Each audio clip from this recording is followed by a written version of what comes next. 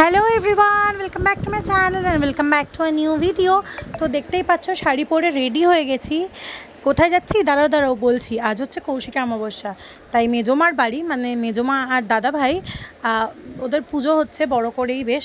তো তাই বললো যে আসতে, তাই দেখো রেডি হয়ে গেছি শাড়ি পরে। মেকআপ করিনি, এই যে মেকআপ করার পর। তো চলো এইবার হচ্ছে আমি আর চিনি বেরিয়ে পড়ে ওখানে গিয়ে সোজা তোমাদের সাথে দেখা হচ্ছে।